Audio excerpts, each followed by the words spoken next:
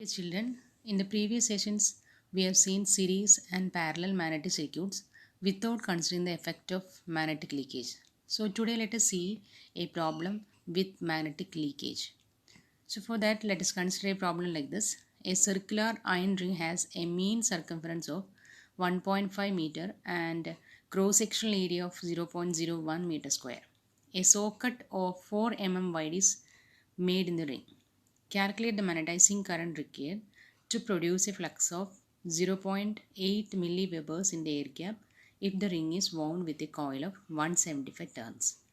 Relative permeability of iron is 400 and the leakage factor is 1.25. Now let us write the given data.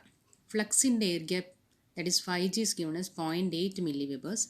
Converting it into webers, that is SI, 0.8 into 10 to the minus 3 Weber. Area of cross section A, small letter A, is 0.01 meter square. It is already given in meter square, so no need to convert. And mean circumference of iron ring, that is length of iron path Li, it is equal to 1.5 meters. That is also in SI. Length of air gap, that is Lg, is given as 4 mm. So convert it into meters. That is 4 into 10 to the minus 3 meters. Number of turns N is equal to 175. Leakage factor, that is lambda, is given as 1.2. We know leakage factor is total flux by useful flux. And here in this case, the total flux is the flux created in the iron path, that is phi, and the useful flux is the flux in the air gap. Normally in electrical equipments and electrical machines, air gap flux is the useful flux. Coming to the solution, we have to calculate the total ampere turns or the total MMF, which is equal to Ni. Now the total ampere turns is equal to ampere turns required for iron path plus ampere turns required for air gap. So now let us see how we can calculate the ampere turns required for iron path, that is ATI. ATI equals phi I into SI, where phi I is the flux in the iron path and SI is the reluctance of iron path. Now here we have to notice an important point, that is phi I is equal to phi G into lambda.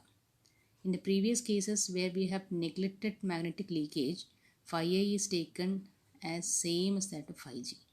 But in this case, this is the difference between both the cases. Phi I is equal to phi G into lambda. So it is 1 into 10 to the minus 3 Webers. Now we can see that phi G is only 0.8 milliwebers, but phi I is 1 milliweber. Now, reluctance of iron path, that is SI, equals Li by mu 0 mu r into A. All the values are given. Li is 1.5 meter divided by 4.10 to the minus 7 is mu 0 into mu r is given as 400 into 0.01 meter square is the area. So, we will get the value of SI.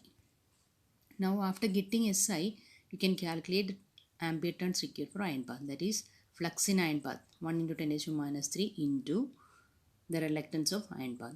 So the answer is 298.55 ampere turns. Now the next is ampere turns required for air gap, that is ATG. So ATG equals phi G into SG. Phi G is given, it is 0.8 milliwebers. And now to calculate reluctance of air gap, that is SG, which is equal to Lg by mu 0 into A, where mu r is equal to 1. So while substituting the values, Lg is given as 4 mm, so 4 into 10 to the minus 3 divided by 4.10 to the minus 7 mu 0 into mu r 1 and area is equal to 0.01 meter square. So we will be getting the reluctance of air gap. Now you can calculate the value of ATG, where ATG equals 0.8 into 10 to the minus 3, that is phi G into reluctance of SG.